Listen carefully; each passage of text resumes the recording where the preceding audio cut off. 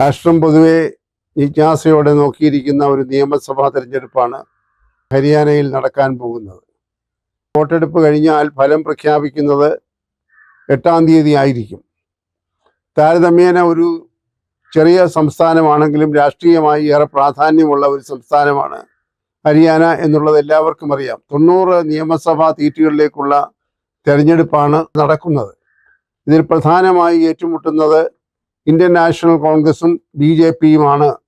എന്നാൽ അതോടൊപ്പം തന്നെ പ്രാദേശികമായ ചില കക്ഷികളും അവിടെ നിർണായകമായ സ്വാധീനം ചെലുത്തുന്നുണ്ട്. ആകെയുള്ള 90 സീറ്റുകളിൽ ഇന്ത്യൻ നാഷണൽ കോൺഗ്രസ് 89 സീറ്റുകൾ മത്സരിക്കുമ്പോൾ അവരോട് ചേർന്നുകൊണ്ട് മാർക്സിസ്റ്റ് കമ്മ്യൂണിസ്റ്റ് പാർട്ടിയുടെ ഒരു സ്ഥാനാർത്ഥിയും മത്സരിക്കുന്നുണ്ട്. അങ്ങനെ 90 സീറ്റുകളും കോൺഗ്രസിന്റെ സഖ്യകക്ഷി എന്ന് പറയാവുന്ന മാർക്സിസ്റ്റ് പാർട്ടിയുടെയും സ്ഥാനാർത്ഥികളാണ് മത്സരിക്കുന്നത്. ഏതാണ്ട് 1031 സ്ഥാനാർത്ഥികൾ രംഗത്തുണ്ടെന്നുള്ളതാണ് ഏറ്റവും ഒടുവിൽ കിട്ടിയ കണക്ക്. അതിൽ തന്നെ 101ഓളം വനിതകളും മത്സരിക്കുന്നുണ്ട് വിവിധ പാർട്ടികളിലായി. BJP ആകട്ടെ 89 സീറ്റുകൾ മത്സരിക്കുമ്പോൾ ഒരു പ്രാദേശിക കക്ഷിയായ ലോക്ഹിത് പാർട്ടി എന്ന കക്ഷിക്ക് ഒരു സീറ്റ് കൊടുത്തിട്ടുണ്ട്. അതായത് അവിടുത്തെ സിർസ എന്ന് പറയുന്ന മണ്ഡലം അവർക്ക് വിട്ടുകൊടുത്തിരിക്കുകയാണ്. അപ്പോൾ യഥാർത്ഥത്തിൽ 90 സീറ്റുകളിലും നേരിട്ട് മത്സരിക്കുന്നത് BJPയും അതുപോലെ തന്നെ ഇന്ത്യൻ നാഷണൽ കോൺഗ്രസുമാണ്.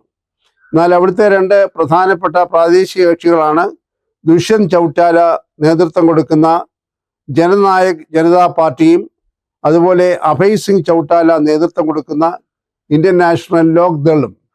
ഇവരവിടുത്തെ പ്രാദേശിക കക്ഷികളാണ്. ചൗട്ടാല ഗ്രൂപ്പിന്റെ കക്ഷികൾ എന്ന് തന്നെ പറയാവുന്നതാണ്. എന്നാലും അവർ രണ്ട് ഭാഗത്ത് നിന്നുകൊണ്ടാണ് മത്സരിക്കുന്നത്.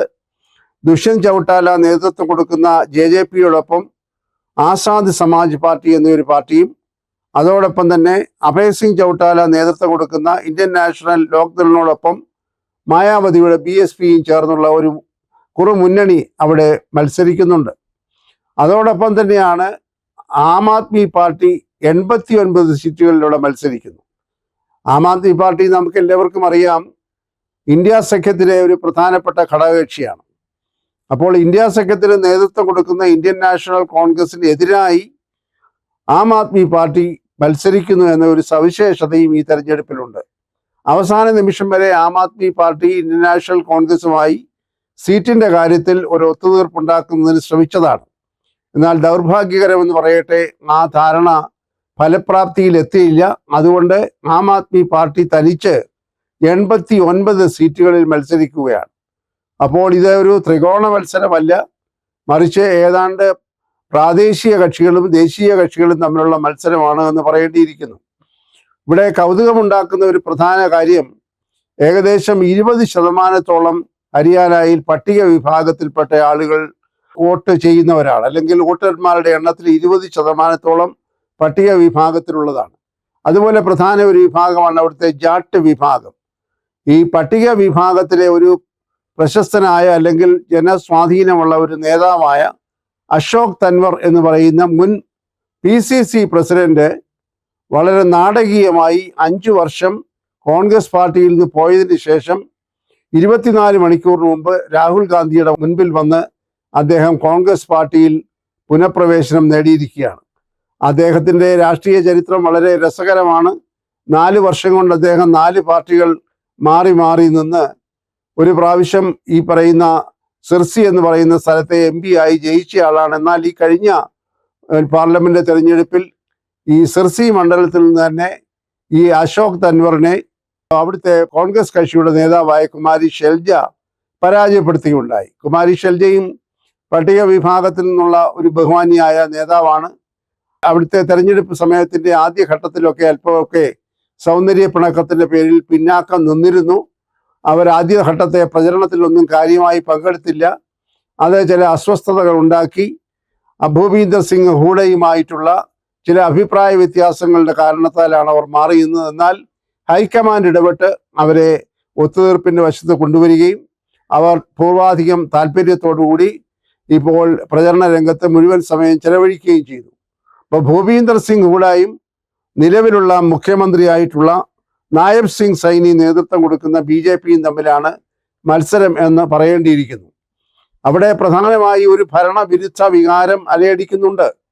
സൈനിയുടെ നേതൃത്വത്തിലുള്ള BJP മന്ത്രിസഭയ്ക്കെതിരായി പ്രത്യേകിച്ച് അവിടുത്തെ കർഷകരുടെ ശക്തമായ എതിർപ്പുണ്ട്. നമുക്ക് എല്ലാവർക്കും അറിയാവുന്ന പോലെ ഹരിയാന പഞ്ചാബിലെ പോലെ കാർഷിക വൃത്തിയിൽ വളരെ മുന്നിട്ട് നിൽക്കുന്ന ഒരു ചെറിയ സംസ്ഥാനമാണ്. അവിടുത്തെ കർഷകർ ഉന്നയിക്കുന്ന പല പ്രശ്നങ്ങൾക്കും ഇതുവരെ പരിഹാരം ഫലപ്രദമായി കണ്ടെത്തുന്നതിനായി സാധിച്ചിട്ടില്ല. അതുകൊണ്ട് അവിടെ ഒരു ഭരണവിരുദ്ധ വികാരമുണ്ട്. അതിനെല്ലാം ഉപരിയായി BJP കക്ഷിക്കകത്ത് തന്നെ ആഭ്യന്തരമായ വളരെ ഗൗരവമായ പ്രശ്നങ്ങളുണ്ട്. സ്ഥാനാർത്ഥിത്വം ലഭിക്കാത്ത ചില ആളുകൾ വിമതരായി മത്സരിക്കുന്നു. മറ്റു ചില ആളുകൾ മറ്റു കക്ഷികളിലേക്കൊക്കെ ചേക്കേറിയിട്ടുണ്ട്. അപ്പോൾ BJPയുടെ നില ഹരിയാനയിൽ ഇപ്രാവശ്യം അത്ര ഭദ്രമല്ല. ആം ആദ്മി പാർട്ടിയുടെ ഒരു കരുത്ത് എന്ന് പറയുന്നത് തൊട്ടടുത്ത സംസ്ഥാനമായ പഞ്ചാബിൽ അവരാണ് ഭരിക്കുന്നത്. അവർ അല്പ സ്വാധീനം അവിടെ ഉണ്ട് എന്ന് കരുതുന്നു. പഞ്ചാബിലുള്ള സ്വാധീനം ഹരിയാനയിലേക്കും വ്യാപിപ്പിക്കാനാണ് ആം ആദ്മി പാർട്ടി ശ്രമിക്കുന്നത്. എന്നാൽ കോൺഗ്രസ് മുൻപൊരിക്കലും ഇല്ലാത്ത വിധം വളരെ ചിട്ടയോടുകൂടും ശക്തമായിട്ടാണ് അവിടെ മുന്നേറിക്കൊണ്ടിരിക്കുന്നത്. അവരുടെ തെരഞ്ഞെടുപ്പ് പ്രകടന പത്രികയിലെ വാഗ്ദാനങ്ങൾ തന്നെ വളരെ ജനങ്ങളെ സ്വാധീനിച്ചിട്ടുണ്ട് എന്നാണ് റിപ്പോർട്ടുകൾ കാണിക്കുന്നത്. അതായത് 2000 രൂപ വീതം അവിടുത്തെ വനിതകൾക്ക് പ്രതിമാസ പെൻഷനായി കൊടുക്കും എന്ന് കോൺഗ്രസ് ഗവൺമെന്റ് അധികാരത്തിൽ വന്നാൽ പ്രഖ്യാപിച്ചിട്ടുണ്ട്. അതുപോലെ തന്നെ 500 രൂപയ്ക്ക് പാചകവാതക സിലിണ്ടർ കൊടുക്കാമെന്നുള്ള വാഗ്ദാനം അവരുടെ തെരഞ്ഞെടുപ്പ് പ്രകടന പത്രികയിലുണ്ട്. 2 ലക്ഷം തൊഴിൽ സാധ്യതകൾ അവർ പ്രദാനം ചെയ്യും. യുവാക്കൾക്ക്, തൊഴിലില്ലാത്തവർക്ക് ആശ്വാസം എന്ന രീതിയിൽ അത് നൽകും എന്ന് പറഞ്ഞിട്ടുണ്ട്. 300 യൂണിറ്റ് വൈദ്യുതി എല്ലാ ഭവനങ്ങളിലും സൗജന്യമായി നൽകുമെന്ന് പറഞ്ഞിട്ടുണ്ട്. എന്നാൽ അതോടൊപ്പം തന്നെ BJPയുടെ പ്രകടന പത്രികയിൽ പ്രതിമാസം 2000 എന്നുള്ളത് 2100 അവർ പ്രഖ്യാപിച്ചിട്ടുണ്ട്. അവർ 50,000 തൊഴിലവസരങ്ങൾ സൃഷ്ടിക്കുമെന്നൊക്കെ പറയുന്നു. അതുപോലെ തന്നെ കർഷകരുടെ ഉൽപ്പന്നങ്ങൾക്ക് താങ്ങുവില നൽകും. അങ്ങനെ അവരും വാഗ്ദാനങ്ങൾ ധാരാളമായി നൽകുന്നുണ്ട്. എന്നാൽ ഭരണവിരുദ്ധ വികാരവും കോൺഗ്രസ് പാർട്ടിയുടെ രാഹുൽ ഗാന്ധിയുടെ നേതൃത്വത്തിൽ ചിട്ടയായി നടത്തിയ തെരഞ്ഞെടുപ്പ് പ്രചരണവും, കുമാരി ഷെൽജ വളരെ സ്വാധീനമുള്ള ഒരു നേതാവാണ്, അവർ നടത്തിയ പ്രചരണവും എല്ലാം കൂടെ കൂട്ടിച്ചേർക്കുമ്പോൾ ഈ പ്രാവശ്യം കോൺഗ്രസിന് നല്ല സാധ്യതയുള്ള ഒരു സംസ്ഥാനമായിട്ടാണ് ഹരിയാനയെ കാണുന്നത്. അപ്പോൾ ഹരിയാനയിലെ തെരഞ്ഞെടുപ്പ് ഒരു തരത്തിൽ പറഞ്ഞാൽ വടക്കേ ഇന്ത്യയിലെ തെരഞ്ഞെടുപ്പ് എന്ന രീതിയിൽ രാഷ്ട്രീയ പ്രാധാന്യമുണ്ട്. അവിടെ നരേന്ദ്രമോദി ആവർത്തിച്ച് പ്രചരണത്തിന് പോയി. അതുപോലെ തന്നെ ഉത്തർപ്രദേശിലെ മുഖ്യമന്ത്രിയായ യോഗി ആദിത്യനാഥ് നിരവധി വട്ടം അവിടെ സന്ദർശിച്ച് പ്രചരണം നടത്തി. അപ്പോൾ എല്ലാം സ്റ്റാർ പ്രചാരകരൊക്കെ അവിടെ ചെന്നതാണ്. രാഹുൽ ഗാന്ധിയും വളരെ താല്പര്യത്തോടുകൂടി ആദ്യന്തം അവിടെ തെരഞ്ഞെടുപ്പ് രംഗത്തുണ്ടായിരുന്നു. കോൺഗ്രസിലെ പ്രധാന നേതാക്കന്മാരെല്ലാം തന്നെ അവിടെ പോയി പ്രചരണത്തിൽ സംബന്ധിച്ചിട്ടുണ്ട്. അപ്പോൾ ഒടുവിൽ നാം കാണേണ്ടതായ കാര്യം, ഭരണവിരുദ്ധ വികാരം ആഞ്ഞടിക്കുകയാണെങ്കിൽ BJPക്ക് മറ്റൊരു തിരിച്ചടിയായിരിക്കും ഉണ്ടാകാൻ പോകുന്നത് എന്നാണ് കാണേണ്ടത്. ഭൂപീന്ദർ സിംഗ് ഹൂഡയും കുമാരി ഷെൽജയും ഇപ്പോൾ പുതുതായി ചേർന്നിരിക്കുന്ന അശോക് തൻവറും ചേരുമ്പോൾ അവിടെ ശക്തമായ ഒരു നേതൃത്വം കോൺഗ്രസ് പാർട്ടിക്കുണ്ട് എന്ന് പറയാം. അത് ഒട്ടും അധികപ്പറ്റാവുകയില്ല. അങ്ങനെ വരുമ്പോൾ അവിടെ കോൺഗ്രസിന് ഒരു മേൽക്കൈ ഉണ്ടാകാൻ സാധ്യതയുണ്ട്. ഒരു പക്ഷേ യാദർച്ഛികമായി ഈ പ്രാദേശിക കക്ഷികളൊക്കെ അവരുടെ സ്വാധീനം ഉപയോഗിച്ചുകൊണ്ട് ഈ 90 അംഗ നിയമസഭയിൽ ചില സീറ്റുകൾ നേടുകയാണെങ്കിൽ ഒരു പക്ഷേ ആർക്കും വ്യക്തമായ ഭൂരിപക്ഷം ഇല്ലാത്ത സാഹചര്യവും ഉണ്ടായിക്കൂടാ എന്നില്ല. അങ്ങനെ വരുന്നെങ്കിൽ ഈ പ്രാദേശിക കക്ഷികളുടെ നിലപാട് വളരെ നിർണായകമായിരിക്കും. നേരത്തെ പറഞ്ഞതുപോലെ ചൗട്ടാല ഗ്രൂപ്പിൻ്റെതായ രാഷ്ട്രീയ കക്ഷികൾ, അതുപോലെയുള്ള ആം ആദ്മി പാർട്ടി എന്ന രാഷ്ട്രീയ കക്ഷിയിൽ ഉണ്ടാകുന്ന ചില വിജയങ്ങൾ, അതായത് കൃത്യമായി 46 സീറ്റുകൾ ലഭിച്ചെങ്കിൽ മാത്രമേ ഒരു വ്യക്തമായ ഭൂരിപക്ഷം ഉണ്ടായി മന്ത്രിസഭ രൂപീകരിക്കാൻ സാധിക്കുകയുള്ളൂ. 90 അംഗ നിയമസഭയാണ്. 46 സീറ്റുകൾ BJPക്ക് തനിച്ചോ കോൺഗ്രസിന് തനിച്ചോ ലഭിക്കുമെന്ന് പറയത്തക്ക ഒരു സാഹചര്യം നമുക്കിപ്പോഴില്ല. ഒരു പക്ഷേ അവിടുത്തെ പ്രാദേശിക കക്ഷികളൊക്കെ ചില ഘട്ടത്തിൽ നിർണായകമായ പങ്കാളിത്തം മന്ത്രിസഭാ രൂപീകരണത്തിൽ ഉണ്ടാകേണ്ടി വന്നു എന്ന് വരാം. ഒരു തൂക്ക് നിയമസഭ ഉണ്ടായാലും അത്ഭുതപ്പെടേണ്ടതില്ല.